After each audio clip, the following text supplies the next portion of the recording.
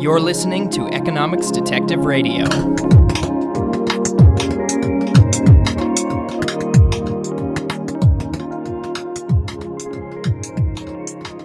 My guest today, returning to the podcast, is Vincent Geloso, currently of Texas Tech University, but he's moving to Bates College in Maine shortly.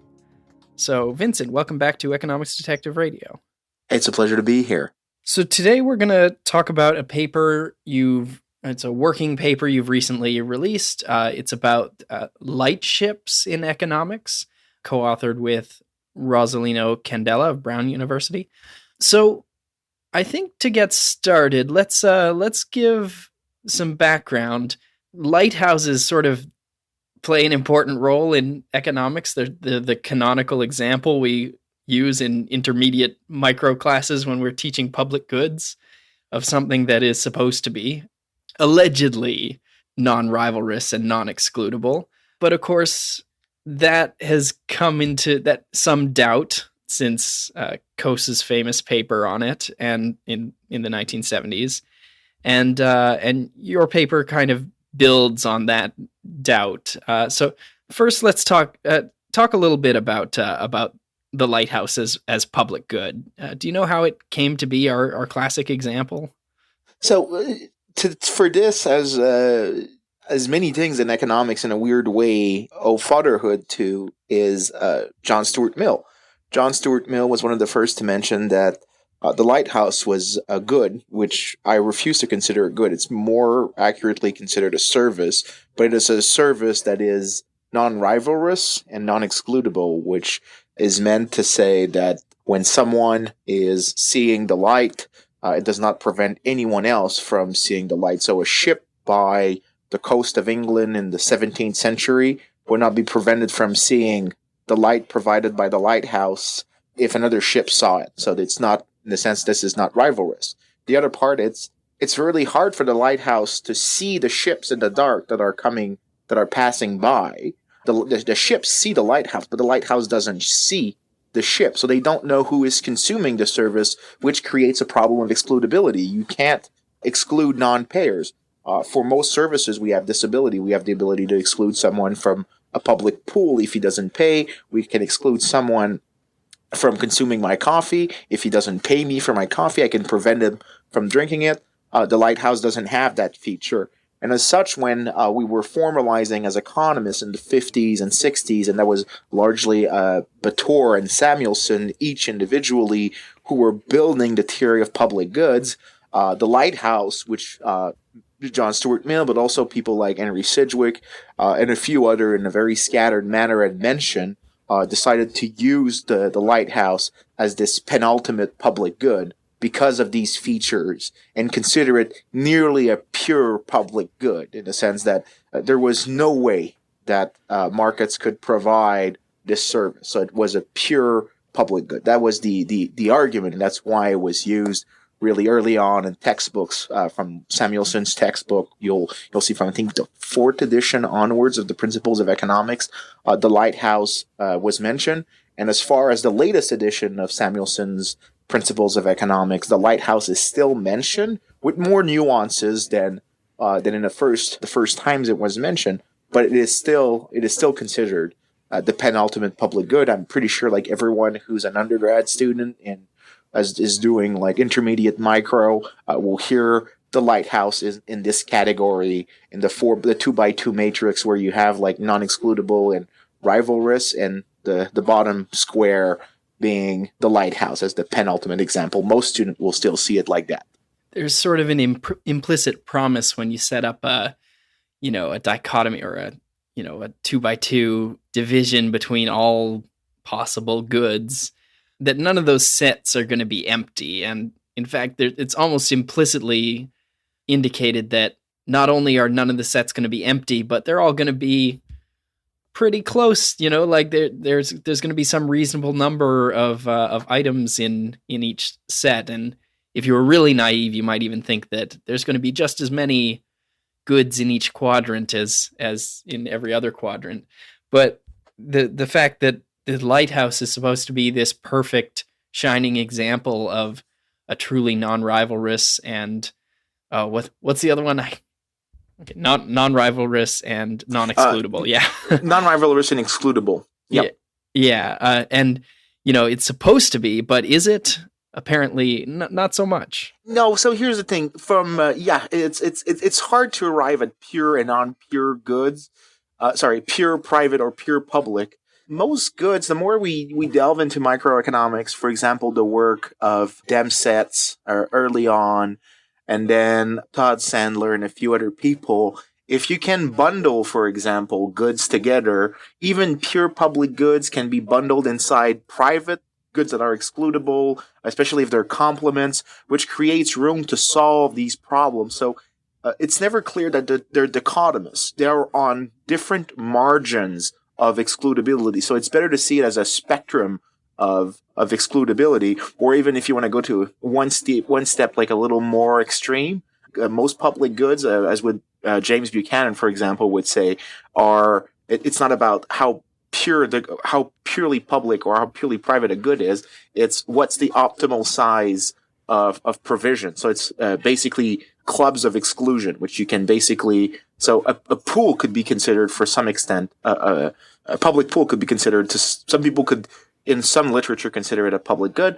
But since you can, to some extent, govern it in a way that excludes people, then it can solve the problem. So there's a spectrum, and this is where the Lighthouse has been progressively questioned. And I was Ronald Coase, who was the first to jump in and say, you know what, I'm not convinced this is a public good. It was, if you look at the history of England, provided privately. So if you looked in the 17th century, 18th century in England, a large number of lighthouses are actually purely private lighthouses, and they're providing the service. It doesn't seem like it is. So by proof of existence of private provision, the pure argument, so the argument that it is a shining example of a public good, was kind of shattered by Coase. But the bar back then was set pretty low because people were using it as an example of a pure public good, and just showing in a very Popperian manner, like the Popperian example for how do you prove all owls are black? You don't. You prove that one owl is white.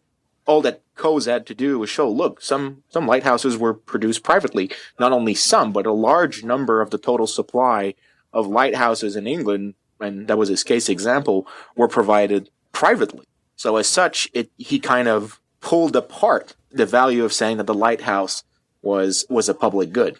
Right. So sort of an existence proof, right? Just here's one counterexample, and it shows that this story can't be 100% true. But it's not that it broke excludability and rivalrousness, right? Because it's not like they slapped a price tag on every photon emitted by the lighthouse, or found some way to make it so that one person seeing the light from the lighthouse prevented someone else. But it's been a while since I've read the paper, but I believe it's, if you have a lighthouse at the entrance to a harbor, the same people who benefit from being able to see the lighthouse are docking at that harbor, and so you can pay for it out of harbor fees. So even if the light is not excludable, Exactly. the harbor is. Exactly. So earlier I mentioned the ability to bundle. The docking service is, and this is important for the paper we wrote, is that it's important to consider the market. Rather than considering just the market for lighthouses, we have to consider the broad market for maritime services, from docking and to safety at sea, so not being shipwrecked. And in this, a lot of goods are complements, so you can bundle them together. And that was Coase's point. He didn't specify it as such. But if you can basically provide a lighthouse as a port owner, that wasn't his example, but this is an example I'm going to give to simplify the discussion. If I can produce a lighthouse as a port owner, and then as soon as you come in port, I charge you for docking, which I can exclude you. If you don't pay, you don't have access to the port, and simultaneously I'll build in the fee for the lighthouse inside the docking fees that you get, or wharfing in the words of the technical terms that you'd get for a ship. So as such, you would bundle the two, and then you would create excludability. The problem is, as soon as Coase made that point, some people came in and I wouldn't consider that a problem, is that they question his narrative. And they pointed out that, yeah, there was some private provision, but it wasn't clear that it was private without the shadow of the state.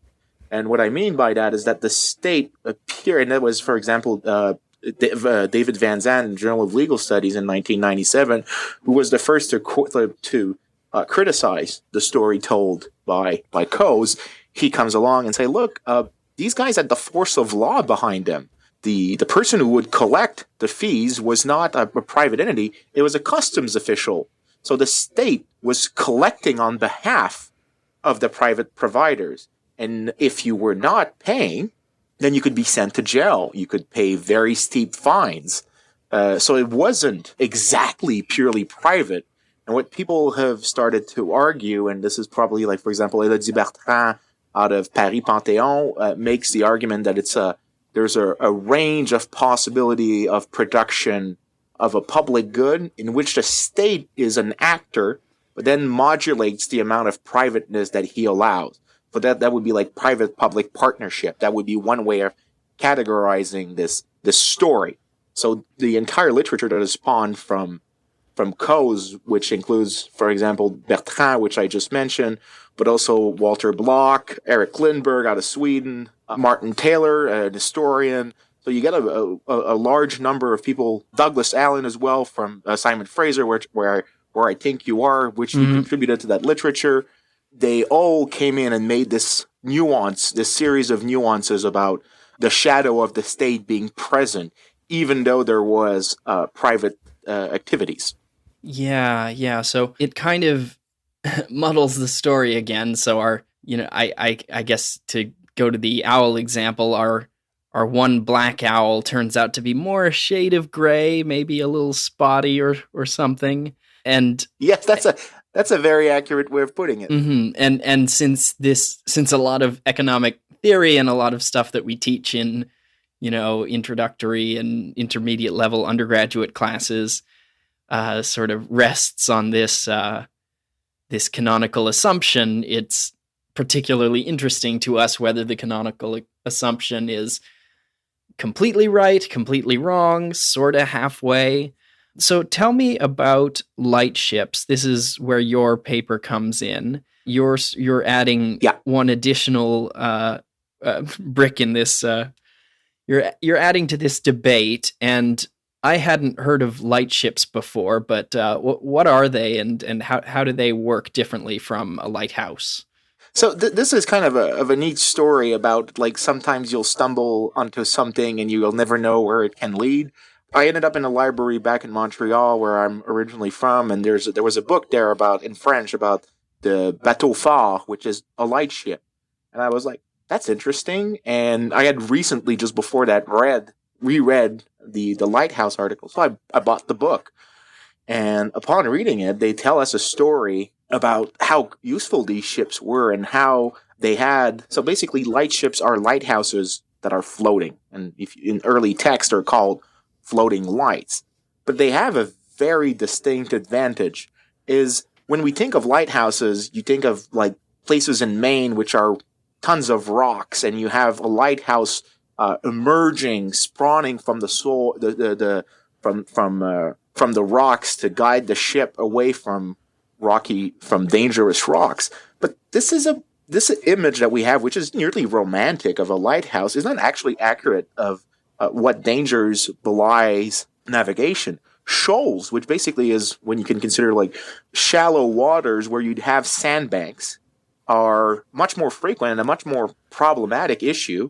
And especially in riverways where you would try to access, for example, the Port of London or the St. Lawrence River in Canada, or the river leading up to the Port of Philadelphia, all of these would have this problem. But the problem is a lighthouse cannot easily provide the information about where the sandbanks are, because sandbanks will also shift with rising and falling water level. So at one point, a problem that is there one day could not be there a month later. So this is a massive problem. The lightship, which is basically a cheaper lighthouse near shoals, provides more accurate information. the reason why they never entered our imagination is because they're out at sea. You don't see them. They're rarely seen. They're outside of our eyesight, so they do not enter our imagination. And where we were thinking of the problem of the lighthouse, we were only thinking of what we could see and not what we weren't seeing, which is a weird way of channeling Bastia in there, but in a different way. But this story made me aware that maybe we weren't looking at and me and Rossellino afterwards, because I was still mumbling at my ideas, and then I bumped into Rossellino Candela, who became like my partner in crime on this. We were thinking that maybe maybe everyone has not been looking at this right. They've been looking at the lighthouse, but there were substitutes to it. There were other goods that were providing the same service. And in the book that I mentioned, the first one that got me in, there was a one sentence that said the first lightship in the modern era was established at the Nore, which is the entrance of the Thames River in London, and it was established by two merchants who had to fight Trinity House, which was basically, that's to simplify, the state monopoly. The main state provider, I shouldn't say monopoly, the main state provider, who sued them to court to the point that they just went out of business. But that was a one sentence that really got my mind started, that maybe but economists were looking where the light was shining and not where the light wasn't shining, where we weren't seeing these goods. So we started looking into the lightship, the history of the first lightship, to see how it was provided, because the first book that was mentioned, that I saw, mentioned that it seemed to be a very private one. So we thought maybe we can extend this. That was the motivation. Then the lightship became very early on. So the title of our article is a pun on Coe's 1974 article, which was the lighthouse and economic, and ours is the lightship and economic with an interrogation mark. And yeah, it's really interesting. So to recap, you take like a small ship with a bright light in it, and you just moor it or anchor it right above a dangerous sandbar, or near a place that a ship sailing at night, or even potentially a ship sailing during the day that didn't know about particular obstacle. You just plant it there to warn about the obstacle, so that sailors don't crash into it and shipwreck. Yeah, basically that's their entire goal. They can also serve as substitute lighthouses, so they can do the job that lighthouses do, plus the extra one of informing people about sandbanks. And this would be, if I may add this, if you think about the entrance of a river where there would be sandbanks and it's at night and you can't see nothing, ships would stop generally at the entrance of a river at night if they weren't sure and couldn't see where their sandbanks was. So there you could have lines, not necessarily lines, but you could have large amalgamation of ships waiting at the entrance of rivers, waiting for light to come back, just to go down the river. And for example, in London, to get to the port of London, I think there's a 45 kilometer sail ride to get to the port, which at the speed of the Thames River would take, from what I remember, now I'm not sure of the number, but roughly a day. So waiting an extra 12 hours for light to come back, maybe not 12, let's say 8 hours for light to come back. Well, that's lost productivity. That's a massive opportunity cost, especially since you'll be stuck in port longer. And being caught in port was one of the most important costs for shipping back then. Adding 6 hours was not a negligible cost for ship owners, and that doesn't add in the fact that there's a large number of ships waiting at the entrance as well. So, which means basically bottlenecks, traffic, and it's not a negligible cost. Lightships would resolve that problem amongst others, but will resolve that one, which was not a cheap one to deal with. So how did they deal then? So you've got all these ships waiting at the mouth of the Thames or at somewhere else. A lightship or two come along and they light up. They provide markers that show these ships where the entrance to the river is and where the sandbanks are and how they can navigate up. How then is that not a classic public good? How do they manage to get paid and run a profit for having provided this service? So there's before, like, let's remember one thing here, and there's two stories. The first one, let's just tell the story of how they managed to generate exclusion and have people compensate them, and then the other part will be the entire institutional environment around this. So this is the two things that have to be discussed. Now, the first one, and we can deal them in two questions. How do they manage exclusivity? Well, the first thing is a lightship is actually much cheaper. And there's a weird analogy that I remember from James Buchanan, which is I can brush the private returns from brushing my teeth are extremely high, but they're also providing public returns to others, which means there's an externality. But I don't need to be subsidized for the positive externality to brush my teeth because the private returns are high enough. So if the problem of a lighthouse is that there is many costs to endure before you become profitable, and if you manage to reduce those costs by a large margin, you're reducing the amplitude of the free riding problem you have to deal with.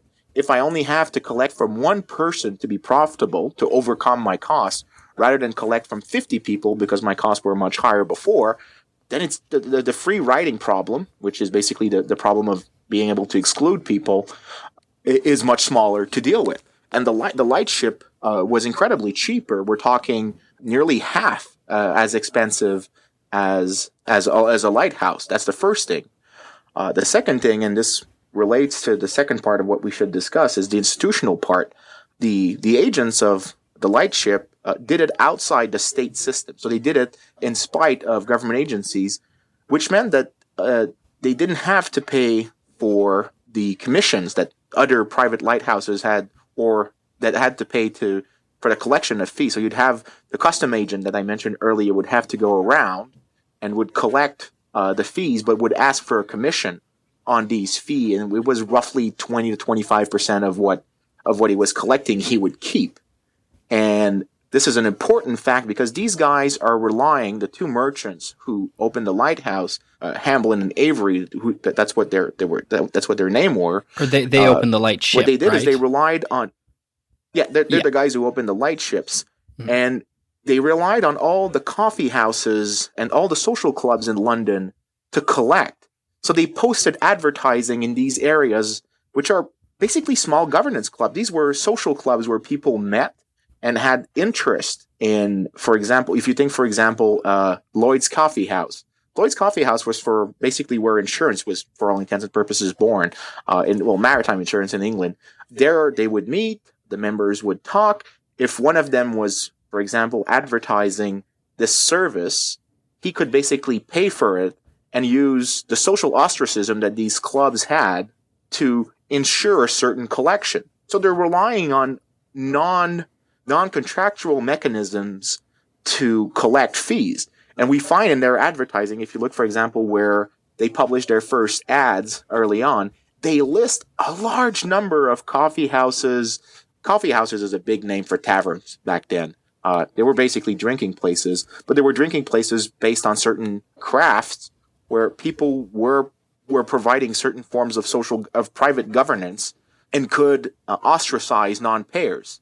That's an important one. And one of the most important one is that one of the clubs that I'm mentioning was a club for colliers. Colliers were coal traders who would go up and down the coast many times a year between Newcastle and England and had everything to gain from having the lightship and not being stuck waiting 6 hours.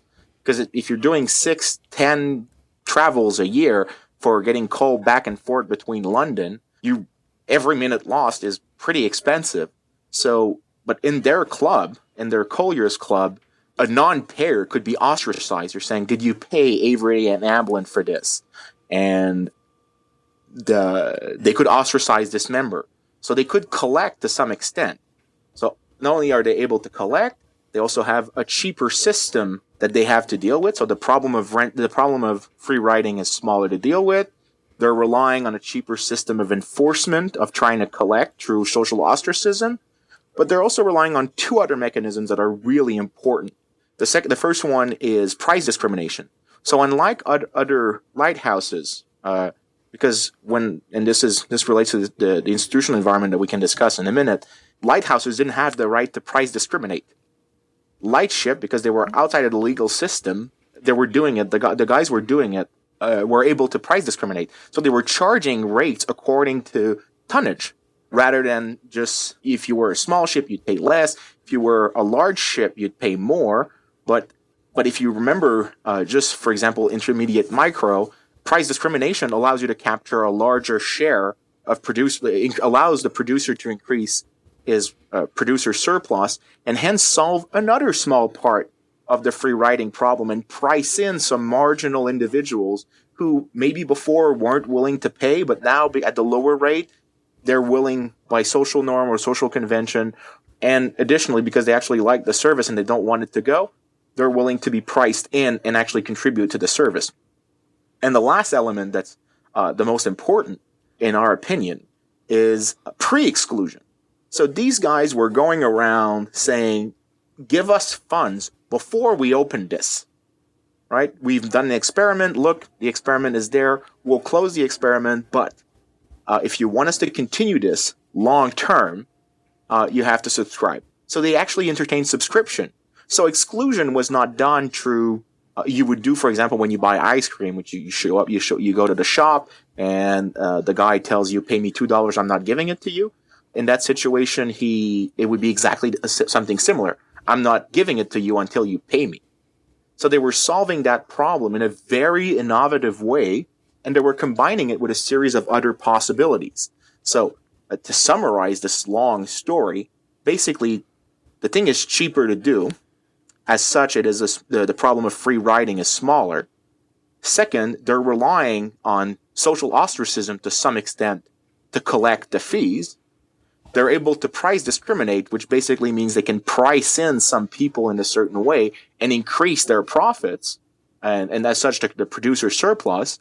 And third, they're doing pre-exclusionary subscriptions. So they're doing it before the game starts to exclude non-payers. So they're collecting through all these mechanisms combined together, rather than being one particular tool that allows private provision. It is the combination of all these tools that allows them to generate the service at really low rate, by the way. They're providing it at rates roughly half of what other lighthouses at half what the cheapest other lighthouses would provide. They're well below. I think they're 66% below the average of what you would find for lighthouses at that time. Not only are they well below, their operating cost, as I mentioned, is well below. And it was so successful that I think within 6 months after they announced the opening of once they opened the first one, they announced they were opening two other ones, one off the Scilly Isles in southwest England, and one off the coast of East Anglia in the center east of London. So they're of England. So they're announcing these two, and they've already done the same mechanism for pre-exclusion again. In that case, they're asking for subscription as well in the form of bonds, but they're asking for subscriptions for these two other lightships. And it seems that they're very popular. People are really liking them. So the set of tools that they're combining allows them to deal with the free rider problem in a way that they overcome it. So the way we're seeing it in this article is that to provide the good, there is a gap that you have to leap over. All of their tools was first that to provide something that was cheap, which reduces the size of the gap, and then all the other policies allows them to leap over a much smaller gap. And what we did is said, okay, how much of a problem the free rider problem was. If they were able to collect fees on, I think it's somewhere half of the ship and coming that half of a very conservative estimate of potential revenues, they could break even and claim a profit. So I just found the number. It was 44%. If they were able to collect 44% of potential revenues, they would earn a profit. And that's a very conservative estimate of potential revenues that we did. So they have a smaller problem to deal with. If lighthouses, for example, were twice as expensive to overcome, they'd have to collect a much larger share of potential revenues than anything else. These guys are able to do it much more efficiently, and the problem is much smaller for them because they're combining all these solutions together.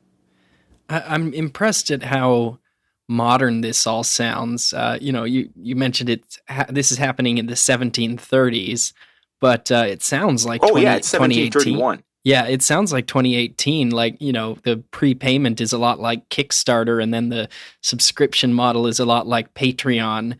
We've sort of rediscovered a lot of these mechanisms for bringing content and creating content and putting it out publicly. We're rediscovering how to do that and how to make money doing that. But it is, it's not something that we moderns invented. It's something that's been around since at least 1731, and almost certainly before that. So it sounds like, and they're very innovative. These guys are really sharp on their feet, and they're people are really liking them. They're well mentioned in newspapers, and they advertise in newspapers that have wide circulation. But they also use ones that have like more narrow but more intense constituencies. That's not necessarily the best word, but for example, trade journals, they would target these, and they were widely publicized. And they were really, really keen entrepreneurs who used this very innovative combination of solutions to solve the free riding problem. And they're not getting any state support in any way. They're doing it entirely outside the shadow of the state. This is why the second part of the story is really important, is that they're doing it and they're hiding when they're starting the project. They're hiding that they're doing it. They're not telling anyone that they're starting to build a ship. And when they launch the big one, the one that's the 100-ton ship at the entrance of the Nore River in 1731, the Trinity House, which we can discuss in a second, goes berserk. They think they've been duped. They think they've been lied to. And they start a massive amount of legal procedures to kick them out of business. So these guys are still and they keep operating for a long time, even though a state agency called Trinity House, which again we have to discuss, kept trying to push them out and kept raising their expenditures because they were bogged down in court for a very long time, and they were still doing it. They were really smart people. Yeah. So tell me about Trinity House. Give me the background. What is Trinity House? So Trinity House is a guild for all intents and purposes. It was started as a guild for mariners. So when sailors would be hurt or lost at seas, Trinity House would provide charity for its member. What it would regulate entry into what was called pilotage. So, for example, pilots would enter foreign ships at certain points where ships would gather, and then they would guide the ship into unfamiliar waters.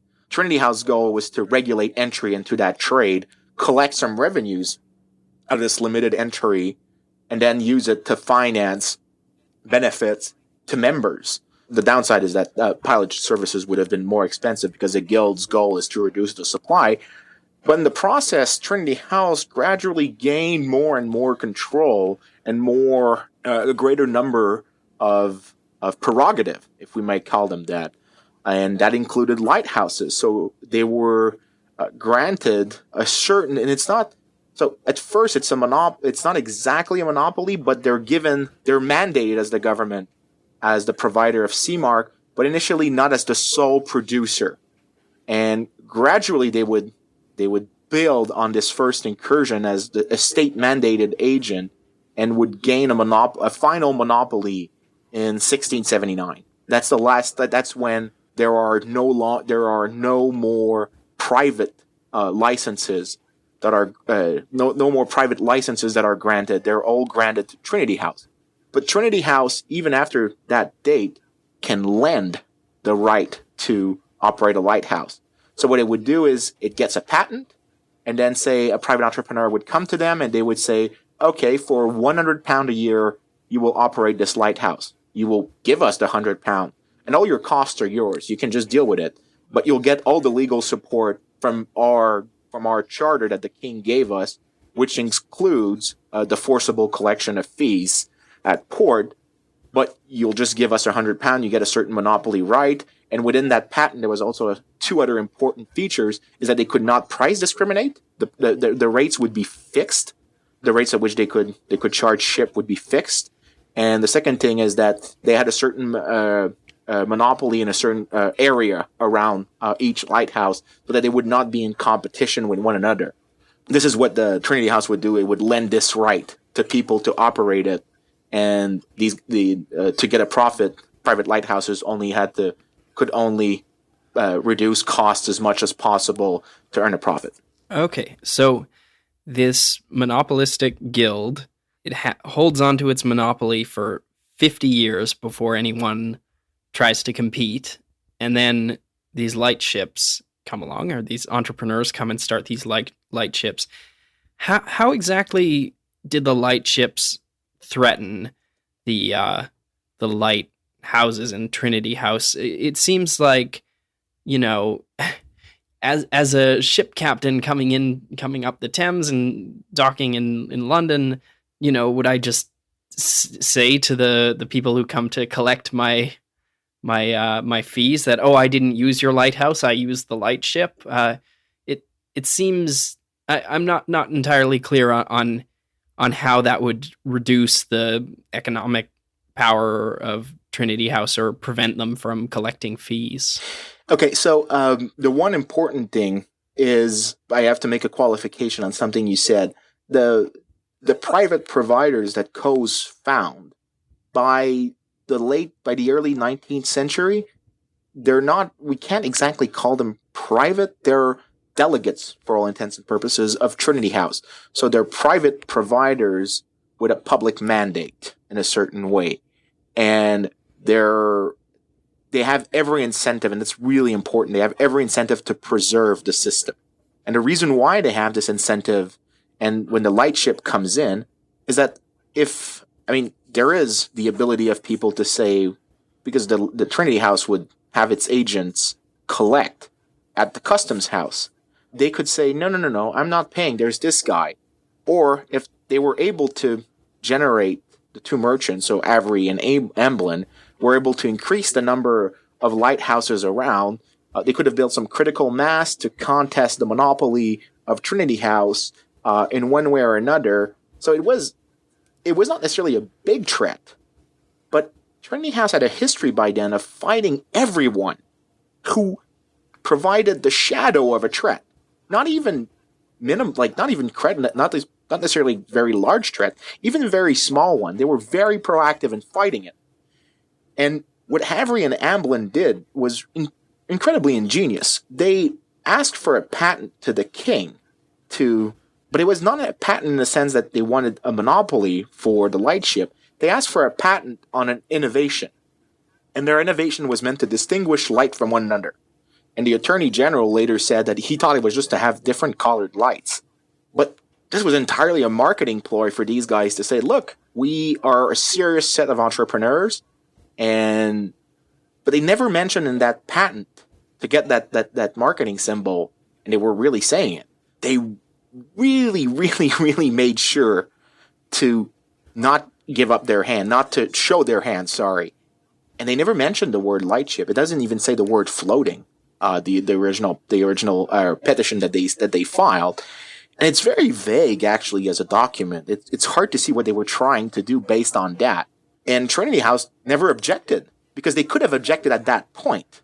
They could have stopped them. They could have mounted a defense at that first moment. But it was so vaguely worded that their alarm bells didn't ring up. But as soon as they launched the ship, as soon as Avery and Amblin launched the ship, they went into a hissy fit, if I may say it like that. They were entirely panicked. They thought it was an infringement of their right. They accused Hamblin of being a smuggler, an illegal person, a person that did not understand what shipping was. He didn't understand the trade, even though Hamblin, one of the merchants, was actually a collier. He was a well-respected ship captain involved in the coal trade. And they really fought it. As soon as they discovered it, they launched a long series of legal battles. And eventually the innovation patent that they asked Avery and Hamblin was overturned. But even after it was overturned, they kept operating. They were so well launched that I think the patent was revoked in April of 1732, and that was unheard of legally. Never had this been done before. And even though the patent for the innovation is revoked, they're doing it. They kept doing it for 2 years. But Trinity House continues to engage in legal battles with them. They keep attacking them. They keep questioning them. And eventually, they wear down Hamblin. Avery feels forced to buy back Hamblin's part in the venture. And eventually, Hamblin just decides to opt in Trinity House's system. So it's like the story of if we can't beat him, let's have him join us. What they did is they gave him a monopoly. They gave him basically the ability to forcibly collect. So Avery, they gave him the ability to forcibly collect. Inside a Trinity House system, he would basically get the monopoly rights, and all he had to do was pay them £100 per year. And it was actually a hefty sum, but he was still making a profit with that. And Avery basically, because of all the pressures, just decided to join in the Trinity House system. But if you think about this story where these guys are being evasive initially to launch an activity that is able to solve the public goods problem and simultaneously be cheaper than the lighthouses, cheaper to operate as well, and simultaneously safer, so higher quality at a lower price, and resolve as well the free riding problem. These guys were evasive about that in their patent, and it tells you a story. Yeah, go ahead. I was just gonna say it reminds me of Uber coming in to and upsetting the monopolistic sort of taxi market, and just getting their foot in the door, and showing everyone that, hey, this service is really good and it's really useful, and and by the time taxi monopolies and local governments and all these things were able to mount a defense, it was really clear to the public that Uber was just such a good thing and such a benefit to consumers. And I imagine that Hamblin and Avery back in the 1830s, or 1730s rather, by establishing these lightships and just showing how good they were and how they could improve shipping and deliver a better product, I imagine having that legal battle and having that whole having the public relations battle as well was much easier, having got their foot in the door and gotten a sort of gotten established before, rather than trying to ask permission. Better to ask forgiveness than permission, right? I think that was probably their logic in this story. But there is something really, really important, is when they join in that market, they're really, really popular enough that one of the primary sources for the period, John Wormby, who is a clerk for Trinity House, so he's basically the person who has every interest to dismiss this invention, writes a book in 1746, some 15 years after the experiment started, and he basically concedes that there is no way of denying that this was a beneficial invention.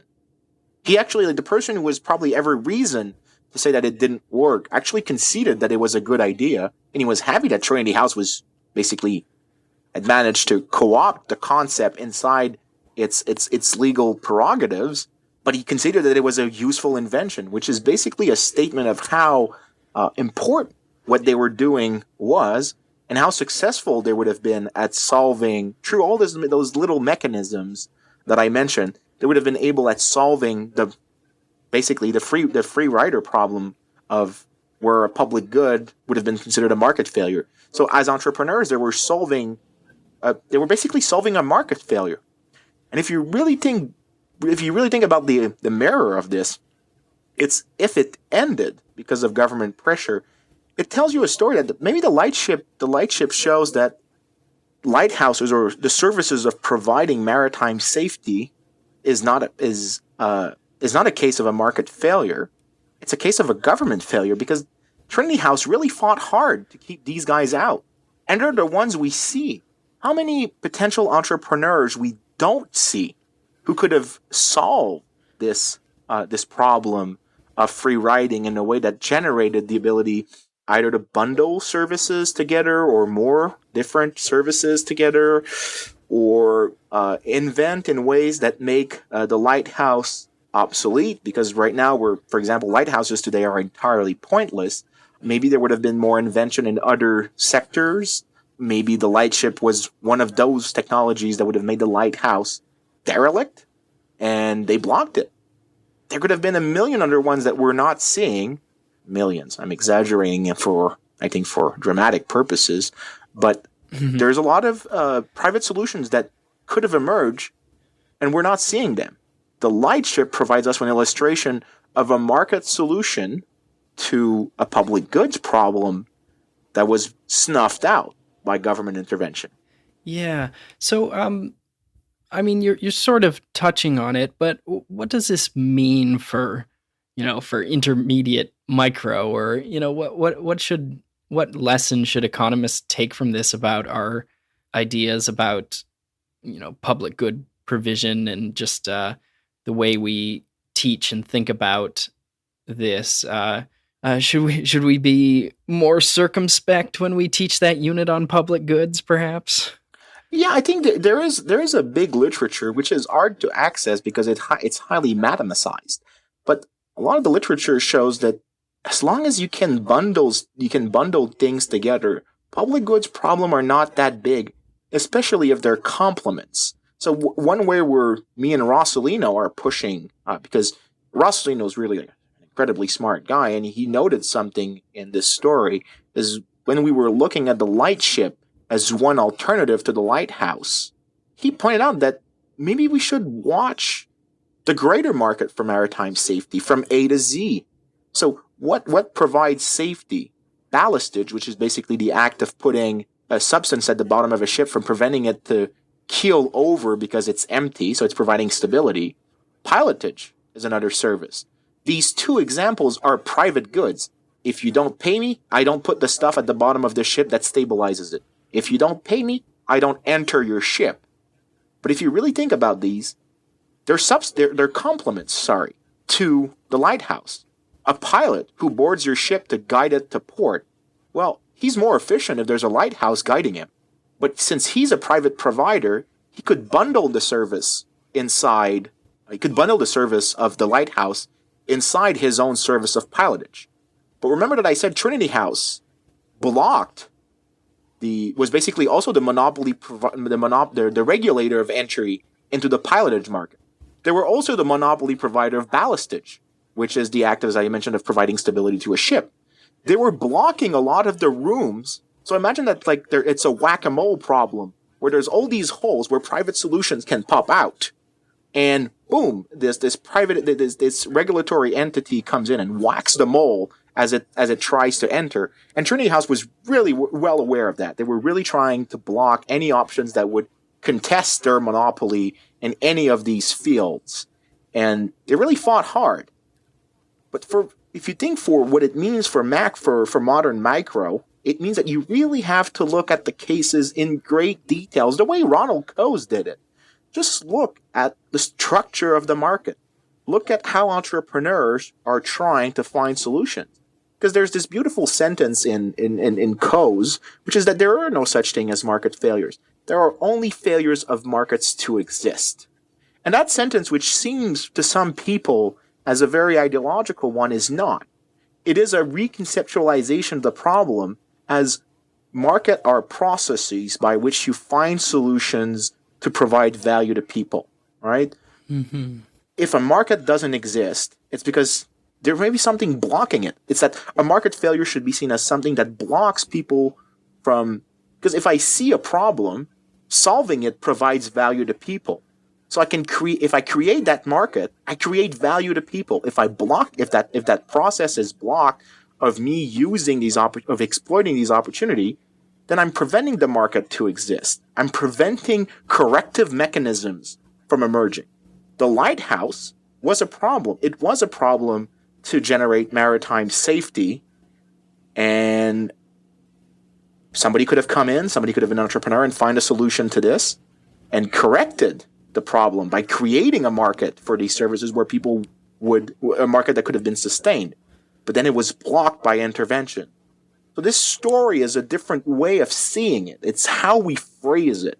That's really important for modern macro. It requires to be able to look at the blackboard and look at each of the assumptions and see how relevant they are to the particular context being studied. Before taking this as like the perfect example, just go on the field and look at it the same way Coase did it, the same way we're doing it, me and Rossellino, and just check the entire structure of the market and see why there is a failure of a market to exist, or more precisely, where there's a failure of corrective mechanisms to what's preventing corrective mechanisms in the long run from emerging. Yeah, and of course, to add to your note on Coase, Coase is famous for transaction costs, and when you think about it, a transaction cost is a cost that, if too high, could prevent a market from existing and then create a market failure. And that's just yet another way of thinking about market failure. Sometimes we just assume a particular market doesn't exist. When we assume that something I'm doing, pollution or something, can harm someone else, and that's an externality. By assumption, we're assuming that I can't go make a deal with that person. Something is preventing that. That market somehow, for some reason, does not exist. And it's always in there. You always find that assumption. I love the way you're putting it, because it allows me to tell something that I always tell my students is, if you can find there's two things that will affect transaction cost. There's maybe natural barriers, language, social distance, the heterogeneity of a group, the complexity of the transaction, stuff like that. But there's also an institutional component to transaction costs. Institution will determine the level of transaction costs to a high level. If I prevent people from trying different contractual mechanisms and I'm imposing a certain contractual form, I'm imposing a certain structure which may be costly for certain types of transaction. So that's the first thing. The second thing is, if you're able to reduce the transaction costs, you're allowing exchanges to take place. You're creating wealth in that manner. There is the greatest profits to be made are probably from reducing those transaction costs, because you're creating those markets. So the sentence that I just mentioned, that it's not a question of a market failure, it's a failure of markets to exist, or a missing market rather than a failing market. Reducing transaction costs, finding ways to reduce it, is a way to create great value and wealth, because you're expanding the ability of the markets, you're extending the realm of market exchanges. That's the way to conceptualize it. And the example that we're giving here of the Lightship is that these guys were creating a market. They were entrepreneurs joining in, and they found ways of reducing their own transaction costs, and also to price in people in ways that they were willing to undertake the transaction of giving them the money, or not being excluded from the social club they were a member of because they didn't pay them. They were bundling things in a way that was providing a reduction in overall transaction costs, which expanded the size of the market, would have allowed more trade to take place, fewer delays at the entrance of the Thames River. These guys were incredibly innovative. And the reason why they were able to be profitable early on and be very successful was that they were able to create a market. That's really like the core story from this, is we should really think deep down always about what creates market rather than what makes them fail. My guest today has been Vincent Geloso. Vincent, thanks for returning to Economics Detective Radio. It's a pleasure.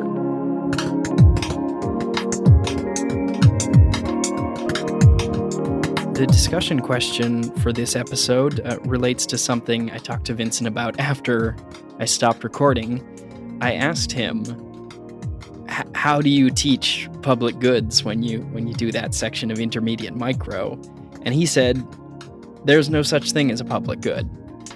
There are public good traits. There are things that make something marginally more like a public good, but there's no such thing in the real world as a pure public good, something that is totally non-excludable and non-rivalrous. Just various degrees of club goods. So the discussion question on that note is, agree or disagree, there is no such thing as a public good. And on that note, I'll be back next week.